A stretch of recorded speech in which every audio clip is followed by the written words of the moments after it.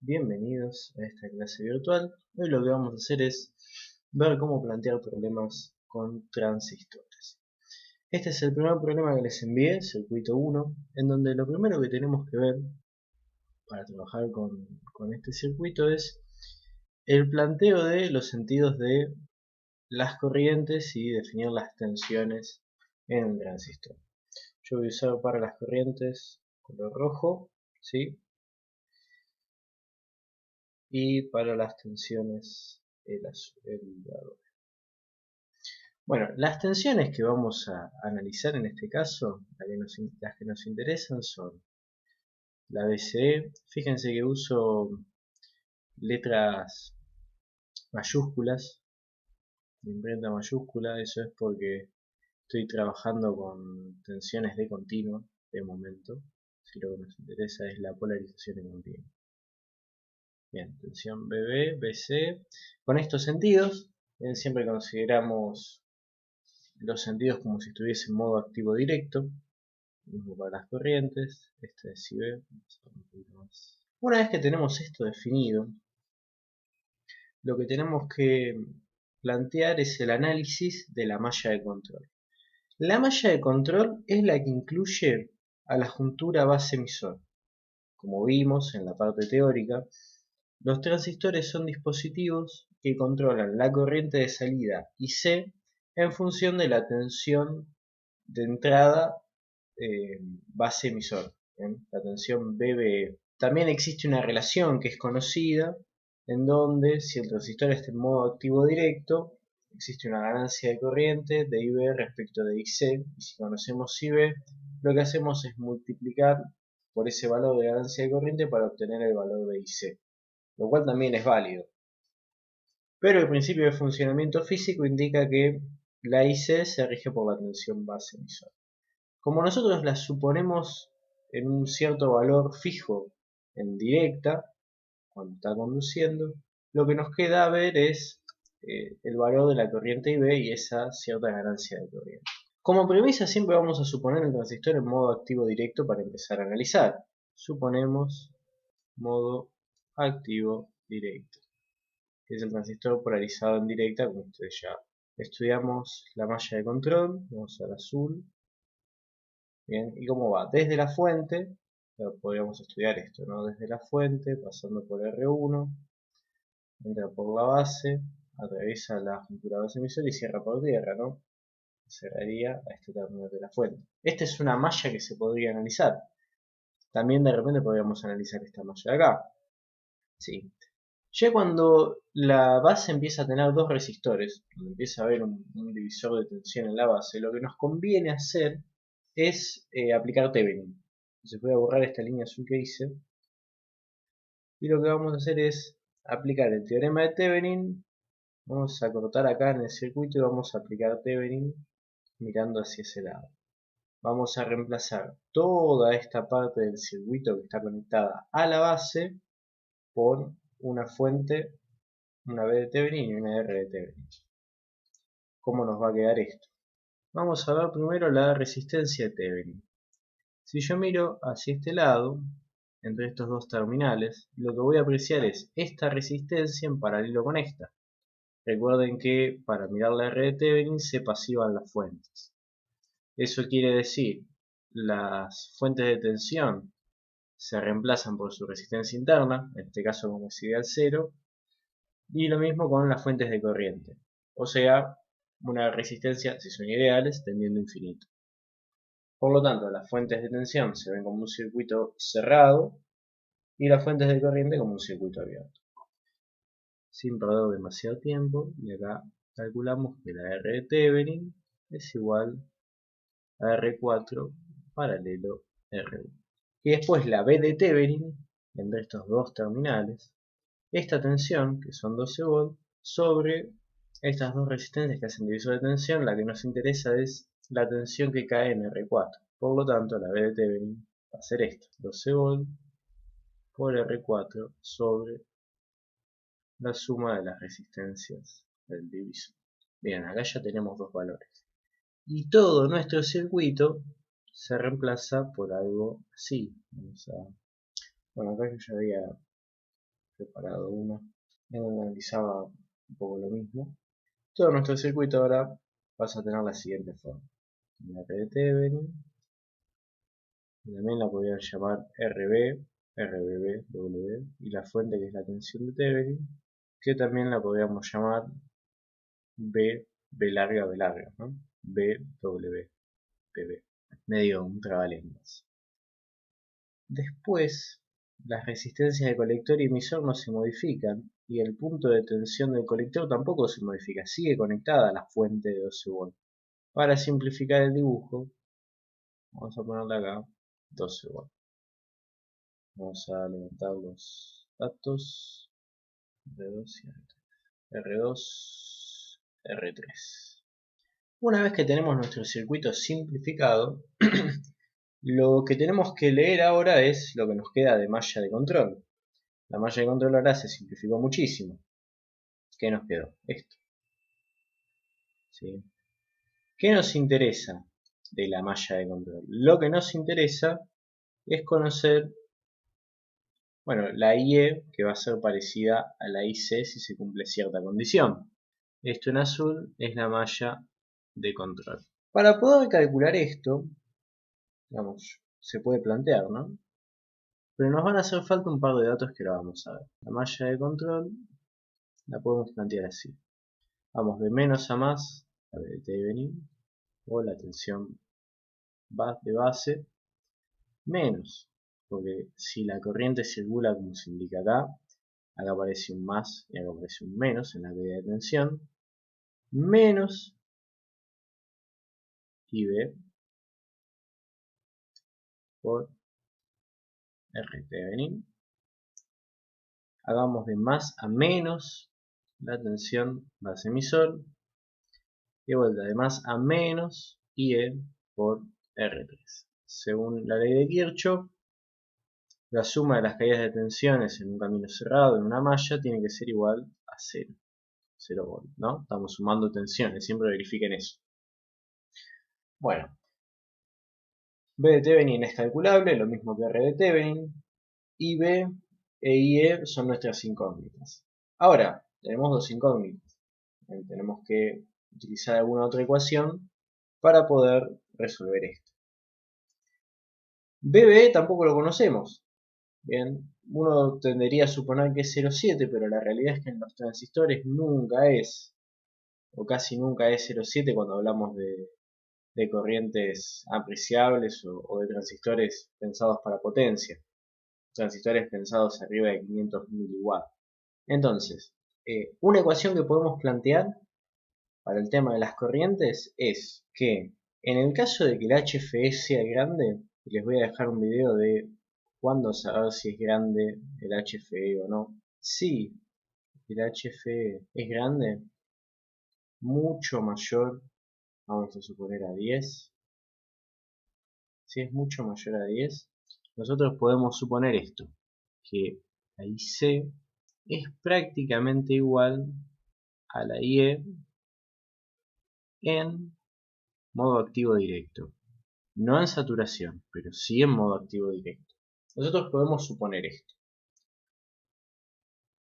Entonces, vale que la IE, entonces, la IE puede ser igual a IB multiplicado el HF en modo activo directo. Esto es válido en modo activo directo. Bien, con eso, esta ecuación de acá arriba se transforma en lo siguiente.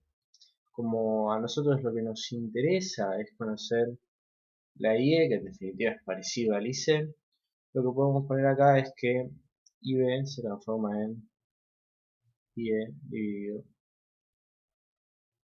el HFE. ¿Sí? Paso este término por el otro lado. Multiplicado resistencia de Thevenin menos BB menos IE por R3 igual a 0. Y acá lo que puedo hacer es despejar IE con un par de pasos.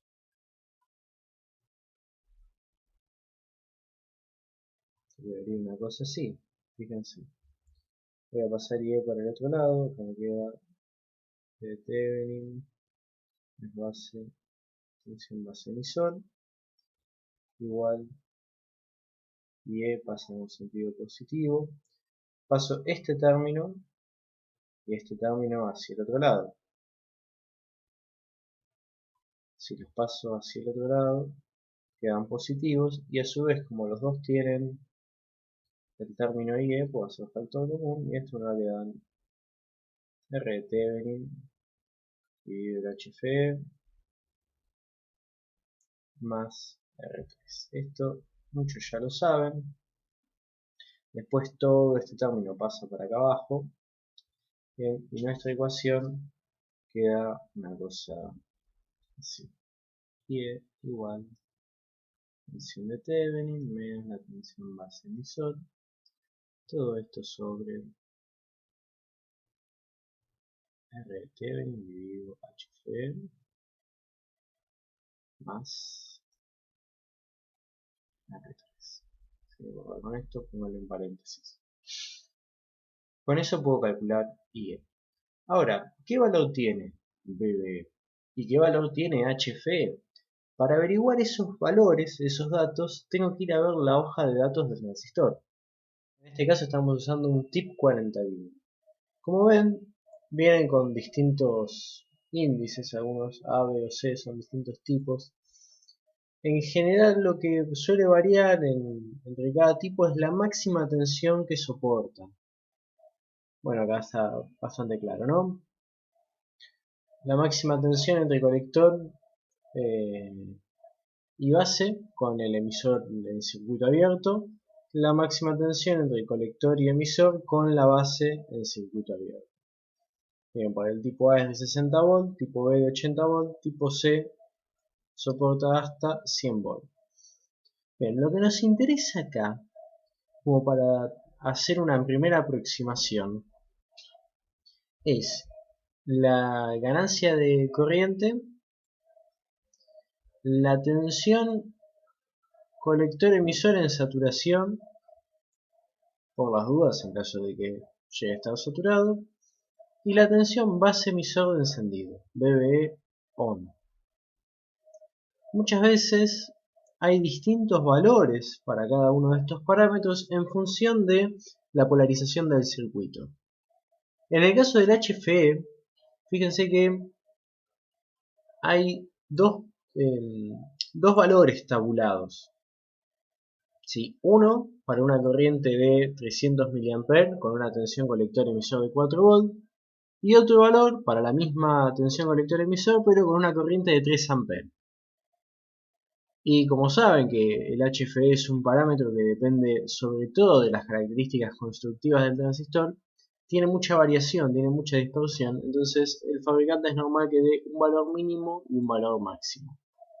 En nuestro circuito, el valor que más se aproxima es este, para 300 mA, que nos da un valor de 30 de HFE. ¿Por qué digo que el que más se aproxima es este de 300 mA? Bueno, para eso tenemos que volver un segundo al circuito.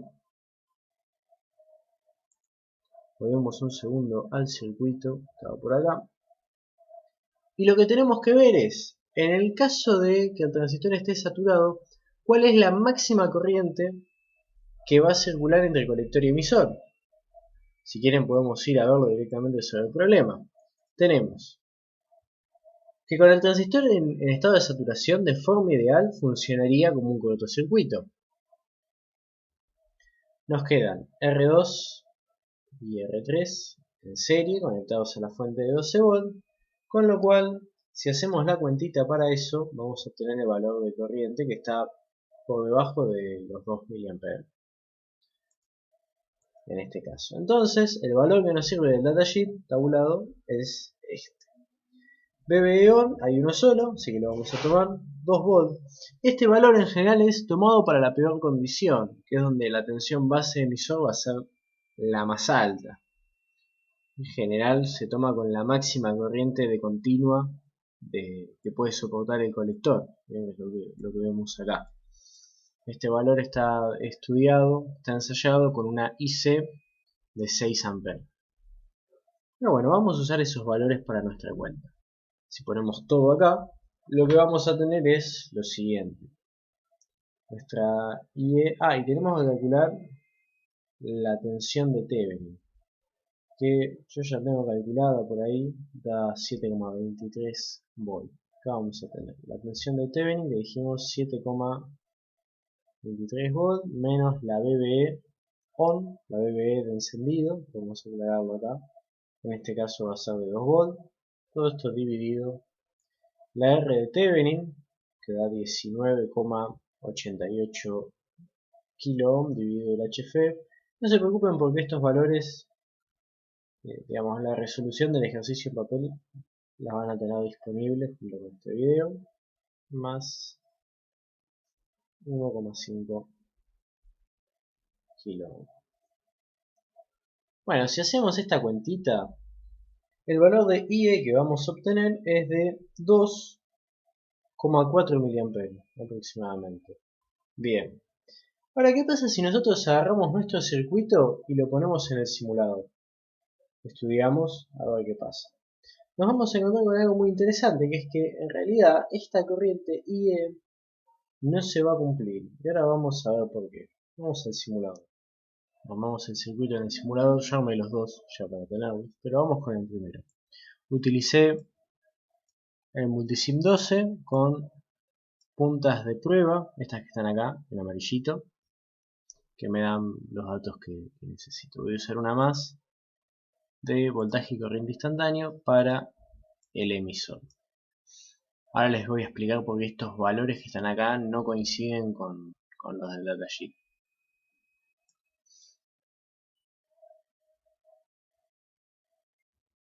Bueno, como vemos, la corriente IC es de 1,8 mA, la IE de casi 2 mA y la IC de 188 microamperes.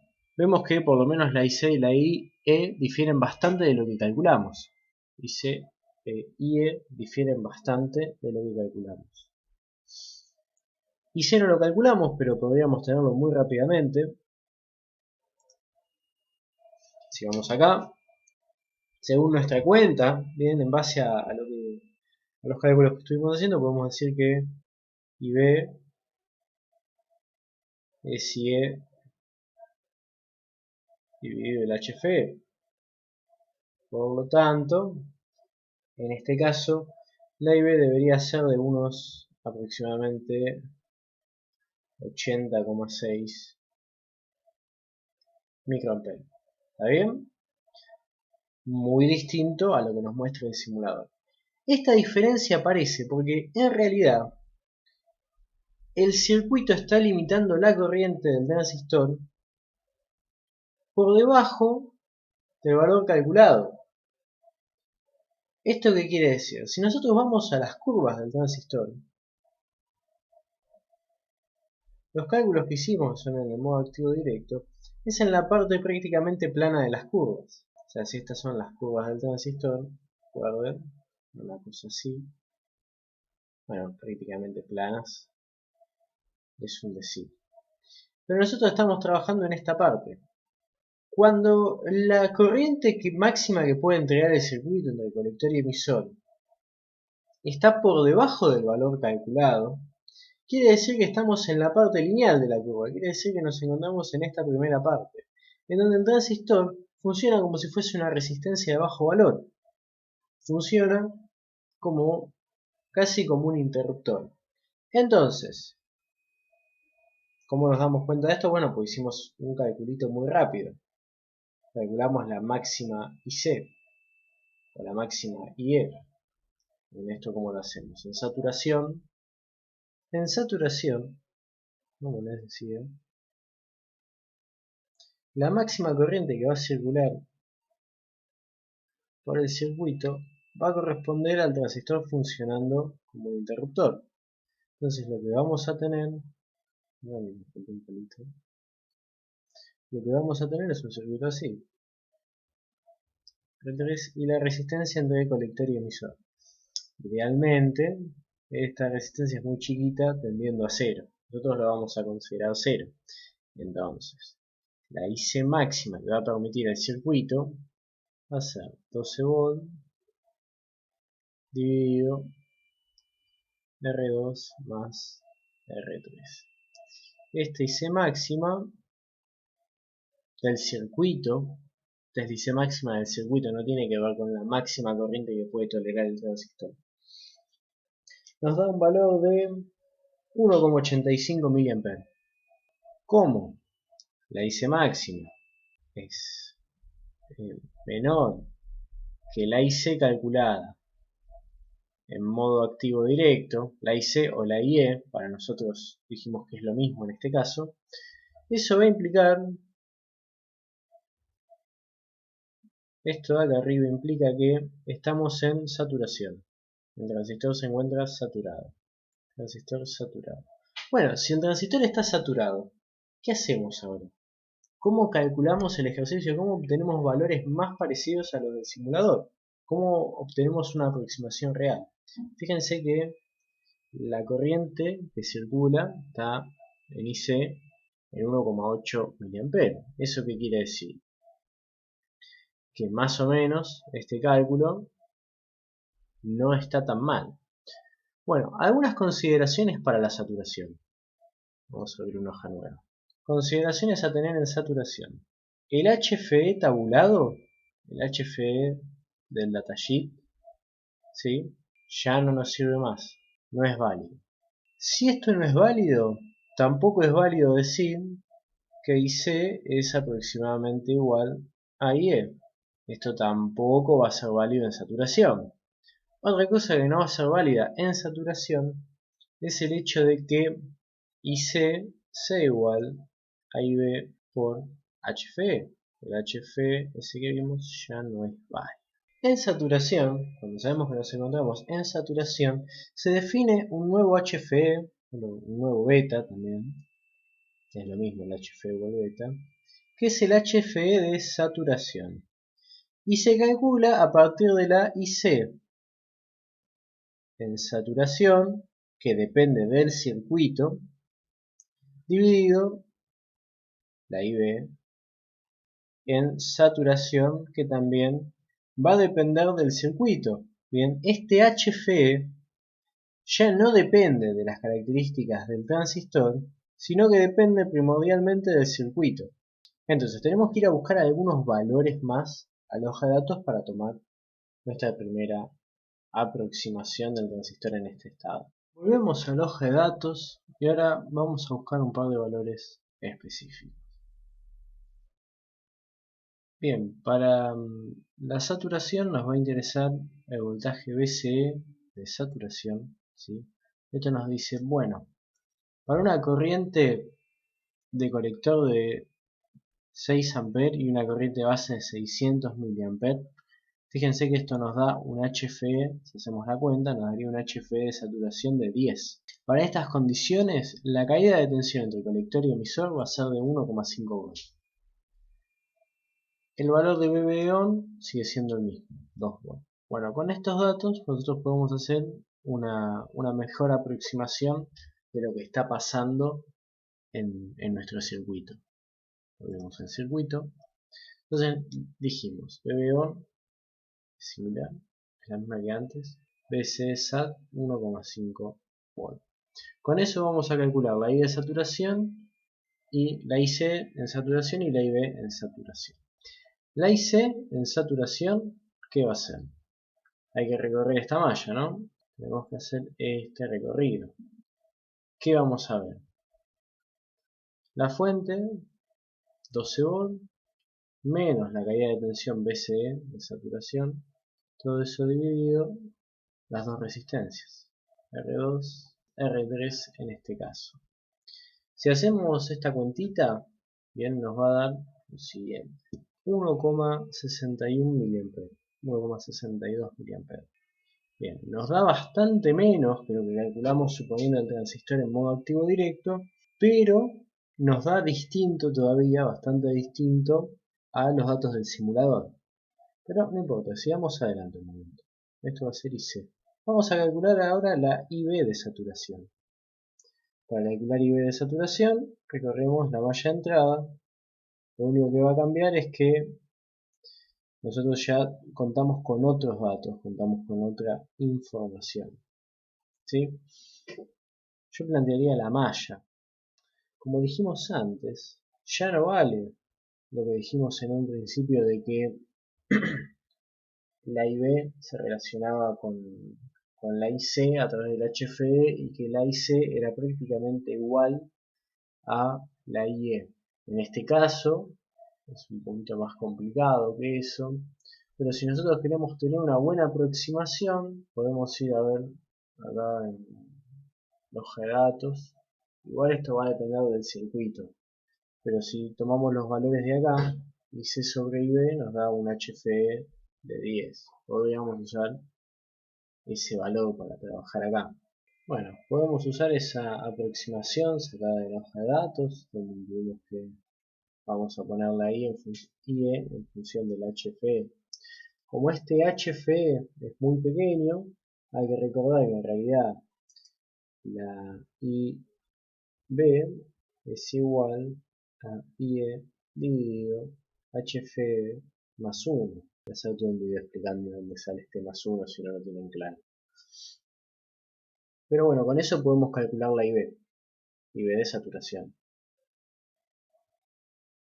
Esta IB-SAT, digamos, la ecuación nos quedaría una cosa así, ¿no? De Thevenin menos... Si ustedes hacen la cuenta, todo esto les va a dar algo así como 143 microamperes IB de saturación. Se acerca más a lo que nos muestra el simulador, pero sigue un poquito lejos. Bueno, esto es una primera aproximación tomando los valores tabulados de las hojas de datos. Ahora, se puede tomar una aproximación mucho mejor. Para eso lo que tenemos que hacer es ir a las hojas de datos y ver las curvas. Buscar el valor dentro de las curvas que aparecen en la hoja de datos que se adapten mucho mejor a nuestro circuito. Acá tenemos la primera curva, que es la ganancia de corriente contra la corriente de colector. Este es un gráfico logarítmico, ambos ejes están en escala logarítmica, con lo cual lo que podemos ver es que para 1 mA la ganancia de corriente es aproximadamente 30 veces, para 10 mA sube un poquito a 40, para 100 mA sube un poquito más a 50, bueno, y entre 100 mA, entre los 200 y 300 mA, tiene el pico máximo de ganancia de corriente. Así que está en el orden de 20, 30, 40, 50, está en el orden de las 60 veces. Bueno, igual dijimos que esto a nosotros no nos iba a servir porque no estamos en modo activo directo, pero si queremos hacer una mejor aproximación en modo activo directo, usaríamos esta curva para el HF. La curva que sí nos va a servir es la de la derecha, donde tenemos tensión contra corriente, donde el eje de las X representa la corriente de colector, y tenemos dos curvas. La de más abajo es la tensión colector-emisor en saturación y la de más arriba es la tensión base-emisor en saturación. Esta es la que más nos interesa porque fíjense que tiene los dos valores que utilizamos para hacer las cuentas recién. Bien, acá tenemos la curva de la que estábamos hablando, donde vamos a buscar nuestro punto de trabajo, que está en aproximadamente 2 mA, un poquito menos, de corriente de colector. Entonces vamos a tener, vamos a suponer que acá está aproximadamente 1,8. Bueno, si lo puedo hacer mejor. Vamos a ver que aproximadamente por acá va a estar el valor de BCE de saturación, que corresponde a unos casi, digamos acá serían 20 mV, casi unos 30 mV.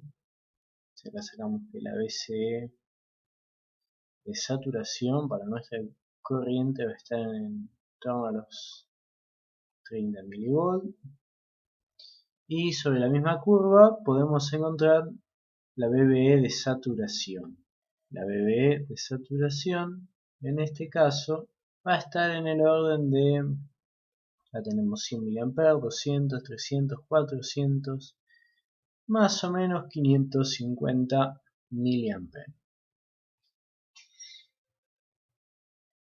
Bueno, con estos dos valores nosotros tenemos que recalcular lo anterior y vamos a ver que el resultado que vamos a obtener va a ser mucho más parecido al que entregue el simulador.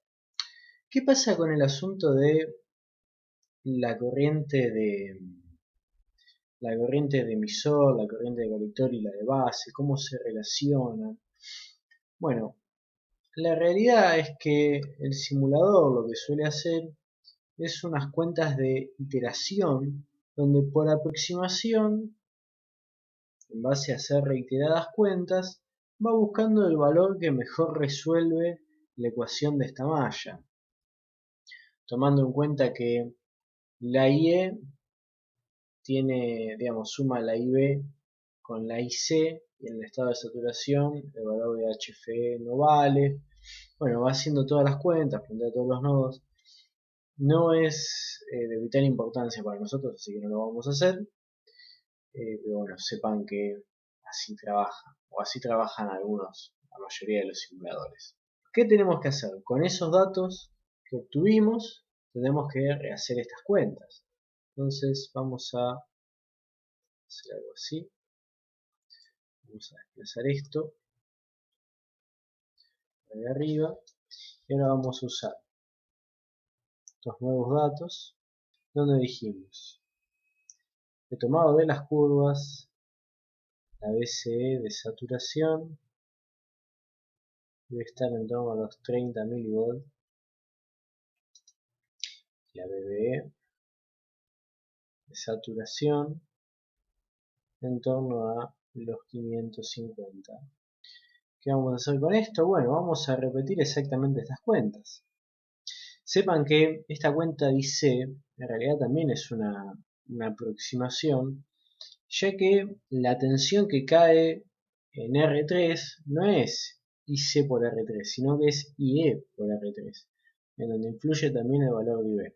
Pero bueno, para nuestras cuentas podemos tomarlo así, que no va a estar tan mal. Se va a aproximar bastante. IC de saturación igual 12 volt menos 0,03, fíjense que es prácticamente 12 volt. Este valor va a ser muy similar a que calculamos al principio de todo. Y acá abajo esto da 1,84 mA, mucho más parecido a lo que da el simulador.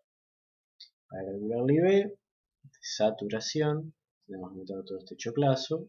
Lo voy a poner directamente con los números. 7,23 volt menos 0,55 volt. Todo eso dividido 19,88 kilo ohm más 1,5K kilo ohm por, habíamos dicho que nuestro HFE aproximado iba a ser de 10 más 1 nos queda en 11. En este caso, ¿no? Sacado de las hojas de datos, si no hay que hacer una cuenta un poquito más complicada. Esta cuenta de acá nos está dando 183 microamperes aproximadamente, 184 en realidad, si nos ponemos a hilar un poquito más fino, valores igual están redondeados. 184 microamperes. Vamos a ver qué dice el simulador. El simulador nos da 1,8 mA de IC y una IB de 188 microamperes. La ganancia de corriente, el HFE, es prácticamente 10, es un poquito menos, así que vemos que esto no está tan errado y los valores obtenidos son bastante similares. Si hacemos la diferencia entre la punta 1, bueno, acá apareció el nombre de la punta 6, donde nos dan tensiones de 3 volt y 2,98 volt, vemos que la caída de tensión en BCE es de 20 mV. Estos valores están redondeados, así que puede que el valor sea cercano a 30 mV. Fíjense que es muy parecido a lo que obtuvimos de las curvas. En realidad, si volvemos a repasar las curvas, el valor elegido estaba por acá y no llegaba, ¿sí? Casi 30 mV, pero no llega. Por ahí eso influye del simulador, pero bueno, fíjense que obtuvimos una aproximación mucho más parecida a la realidad, al simulador, a través de tomar un par de valores muy sencillos de las hojas de datos. Así se resuelve el ejercicio 1. En los siguientes videos les voy a mostrar cómo se resuelve el ejercicio 2 y les voy a dar pautas generales para trabajar con transistores. Sobre todo cuando nos tocan transistores PNP, que por ahí no es lo que más acostumbramos a estudiar y analizar, y mismo el asunto de la fuente partida. Así que nos vemos en el próximo video.